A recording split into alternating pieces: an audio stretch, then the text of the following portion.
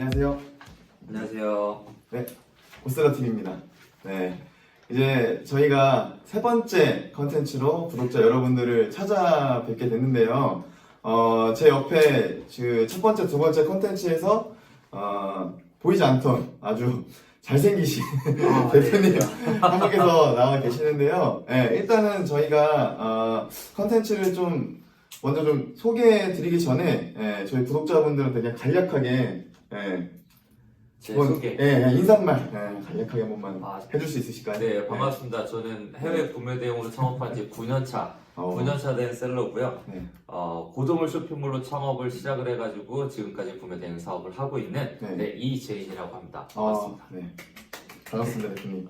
제가 알기로는 해외 구매된 게 스티브 잡스라고 들었는데 지금 유튜브 채널도 운영하고 계시다고 들었거든요. 네, 소개 좀 해주시겠어요? 맞습니다. 네. 지금 뭐 네. 스티브 창업스라고 그래서 네, 스티브 이름을 창업스. 좀 바꿔가지고 지금 활동을 하고 있는데 네. 일단은 뭐 그거는 이제 좋은 컨텐츠로 이제 신규로 창업하시는 분들한테 도움이 되고자 찍는 네. 영상들이고요.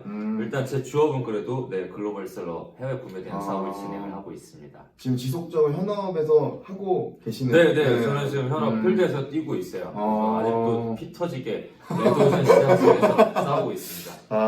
아무래도 또 현업에 계시다 보니까 더 그 초보 창업자분들께 네. 하시고 싶은 말씀이 더 많으시겠어요?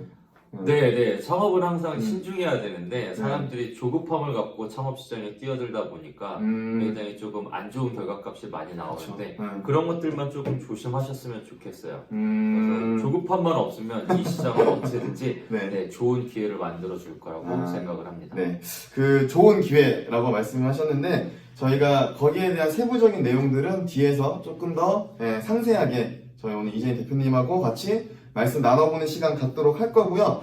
저희 그 지난 컨텐츠에 대해서 잠깐 간략하게 좀 말씀드리고 시작을 하겠습니다. 먼저 저번 시간에 저희가 시작하기도 전에 망하는 쇼핑몰들의 특징에 대해서 말씀을 드렸었는데요.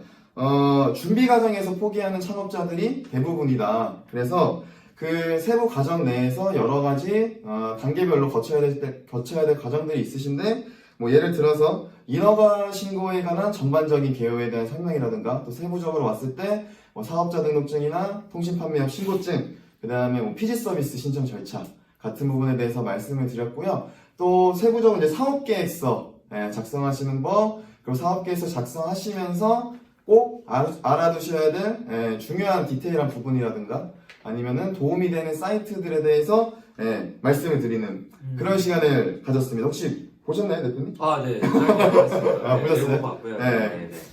그래서 그런 내용들에 대해서 그 구독자 여러분들과 같이 의견 나눠보는 시간을 가졌고요. 오늘 콘텐츠는요. 앞에서도 잠깐 저희 대표님께서 말씀하실 때 다들 아셨겠지만 해외 구매 대행 관심들이 굉장히 많으실 텐데 해외 구매 대행에 대해서 한번 그 얘기를 나눠보는 시간을 갖도록 하겠습니다. 그래서 레드오션에서 더 핫한 해외 구매 대행 쇼핑몰 창업이라고 저희가 이 컨텐츠의 제목을 한번 정해봤습니다. 뭐 괜찮나요? 네. 너무 좋은데. 알겠습니다. 그러면은 오늘 그 세 번째 컨텐츠는 해외 구매 대행에 대해서 말씀 나눠보는 시간 갖도록 할 거고요.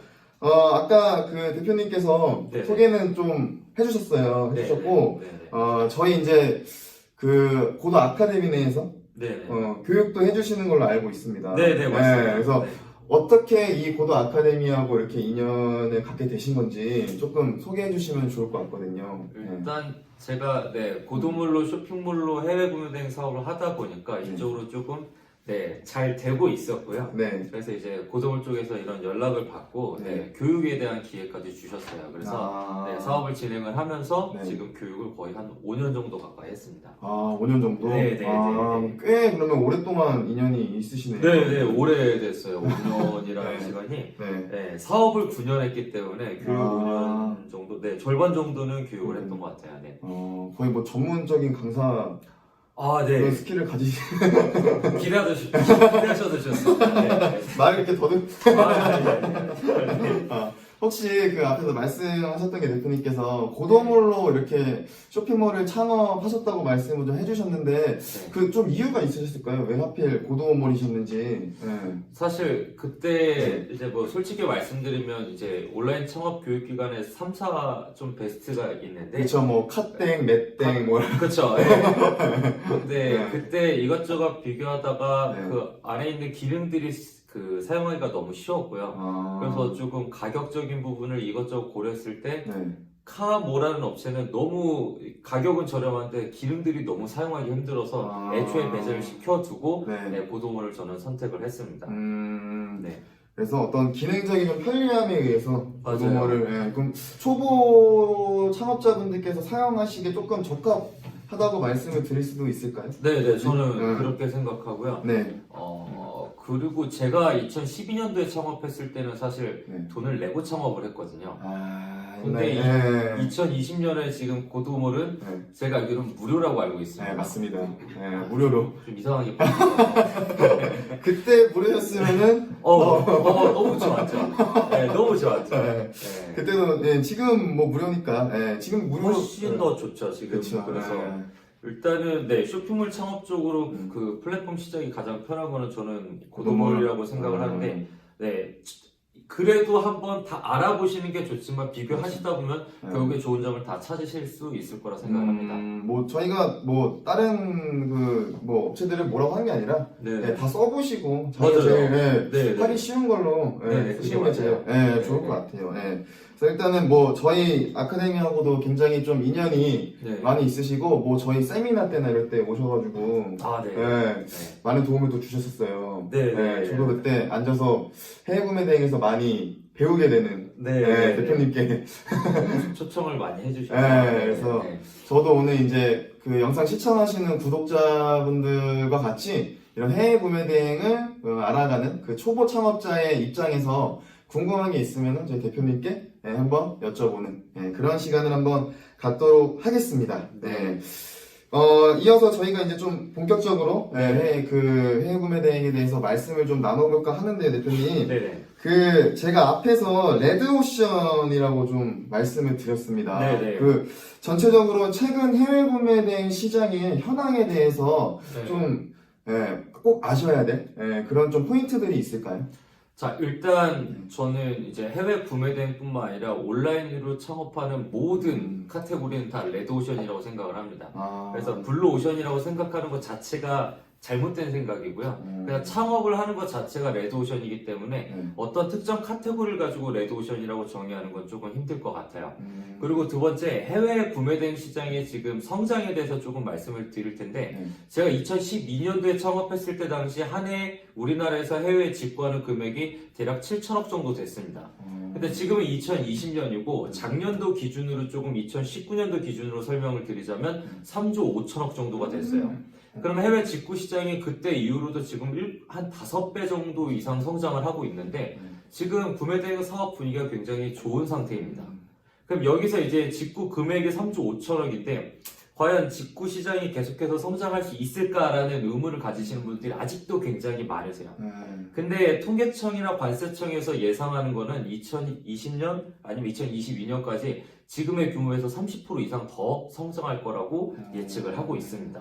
그렇다면 저희 시장 자체가 계속 커지기 때문에 저는 지금 이 시장 상태를 레드오션이라고 단정 짓지 않고 더 커질 수 있는 시장, 누구에게나 기회가 있을 수 있는 시장이라고 생각을 합니다.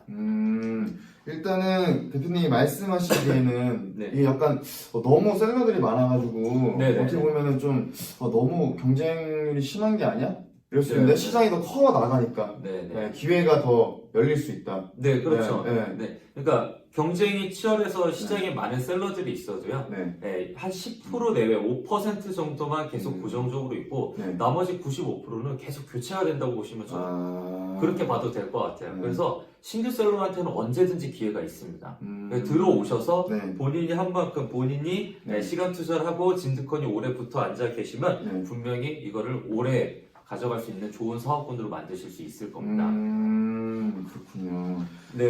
그러면은 그 요새 또 좀 핫한 게 아마 그 해외 구매 대행 시장 현황과 관련해서 좀 코로나? 네, 좀 관련해가지고 네. 어떤 좀 저희가 짚고 넘어가야 될 사항이 좀 있을까요? 네, 아마 뭐 국제 배송이나 이런 게 네. 지금 현업에 계시니까 네. 코로나로 인해서 영향 받으신 게 없으셨는지. 네. 일단 지금 저희 나라 이렇게 해외 구매 대행에 대해서 이제 나라별로 조금 아셔야 되는 게 네. 크게 시장이 세 개가 있습니다. 첫 번째는 미국 시장, 미국. 두 번째는 중국 시장, 네. 세 번째는 유럽 시장. 이쪽이 지금 비중이 가장 커요. 네.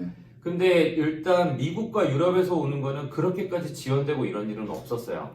근데 최근에 이제 중국에서 한국으로 들어오는 물류들이 한 2달 밀리고 뭐 한 달 밀리고 이런 일들이 있었다고 좀 듣기는 했지만 제가 중국 구매대행 쪽으로는 지금 사업을 하지 않고 있기 때문에 100% 정확한 데이터는 아닙니다. 그래도 네, 지연이 있었다고는 말씀드릴 수가 있고요. 네. 미국과 유럽이 지금 이 시점에는 굉장히 코로나 때문에 지금 확산이 많이 돼서 문제가 있을 거라고 네. 생각하는데 네.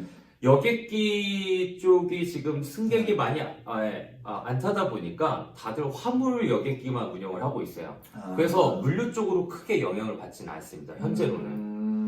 근데 네. 일주일 전에 미국 그 뉴욕에서 이제 그 공문이 하나 내려왔는데 네. 물류업체 쪽을 전부 다 셧다운, 폐쇄 조치를 할 수도 있다라는 공문이 나왔는데 다시 안 됐습니다. 그냥 가서 제대로 물류는 돌아가고 있어요. 그래서 코로나로 큰 이슈는 없습니다. 지금 현재로서는 큰 이슈가 없어요. 네, 현재로는 큰 이슈가 없습니다. 그러면 뭐 지금 시작하셔도 충분히 괜찮으시겠네요. 네, 전혀 상관없어요. 그래서 그러면 지금까지 이제 대표님께서 이런 해외 구매 대행 시장의 현황에 대해서 이제 말씀을 많이 해주셨어요. 여러 가지에 대해서. 그럼 제가 또 여쭤보고 싶은 게 여러 가지 아이템들이 많이 있는 것 같아요. 온라인 쇼핑몰 운영하는 데 있어서. 근데 대표님께서는 해외 구매 대행 쇼핑몰을 선택을 하셨습니다. 그 계기가 있으셨을까요, 대표님? 굳이 이거를 이제 해외 구매 대행 쇼핑몰 창업을 시작하시게 된 계기. 사실 제가 구매대행 사업을 할 줄은 꿈에도 생각을 못했고요. 그러니까 저는 사실 건축공학과 출신이고 건축공학과요? 건축공학과 출신이고 아버지의 사업을 물려받으려고 이렇게 이제 대학교를 그쪽으로 갔는데요. 근데 좀 사업이 조금 힘들어지면서 제 살 길을 알아서 살아야 되는 상황이 왔습니다. 그러던 와중에 이제 브랜드 제품에 대한 관심도가 제가 좀 많았는데 그 브랜드 제품을 저렴하게 살 수 있는 방법들이 해외 직구를 통해서 살 수 있는 방법들이라고 조금 온라인에 많이 나와 있어요, 내용들이. 이제 그런 내용들을 접하다 보니까 이걸 가지고 직구를 해보고 이걸 가지고 사업을 해볼까 이런 식으로 접근해서 저는 해외 구매 대행 사업을 시작을 하게 된 거죠. 그리고 가장 중요한 건 해외 구매 대행 사업에서 가장 크게 메리트를 느꼈던 건 일단 재고 없이 시작할 수 있는 정말 바람직한 최상의 사업 구조라고 생각을 했어요. 일반적으로 우리나라 온라인 쇼핑몰 창업해서 가장 안 되는 케이스 분들이 본인이 물건을 선사앱에서 판매하는 셀러분들이에요. 왜냐면 항상 재고가 남거든요. 그리고 가장 큰 리스크는 본인들이 팔고 싶어하는 제품들을 가져다가 판매를 해요. 근데 온라인에서 물건을 팔 거면 온라인 쇼핑을 좋아하는 소비자들이 좋아하는 아이템을 가져와서 판매를 해야 되는데 본인이 좋아하는 아이템을 가져와서 판매를 하다 보니까 그게 물건이 잘 안 팔리는 그런 데이터들이 많이 나옵니다. 그래서 선사입이 엄청난 리스크거든요. 근데 그거를 하지 않고 해외 구매 대행은 고객이 먼저 주문을 하고 제가 해외에다 오더를 넣어서 배대지를 통해서 고객한테 보내주는 형태. 결국에는 재고가 없잖아요. 그렇죠. 그래서 이게 메리트가 있다고 느꼈고 그래서 이거를 사업으로 만들기 시작했죠. 처음에 이 해외 구매 대행을 생각하면 단순하게 그냥 물건을 뭐 내가 사고 싶어서 산다는 그런 소비자적인 개념으로 접근을 하시는데 대표님께서 뭐 사업적인 마인드로 생각을 좀 하셨어요. 네, 맞아요. 어떤 면이 그렇게 조금 메리트가 더 있으셨던가요? 그것보다는 그 당시 할 게 없었어요.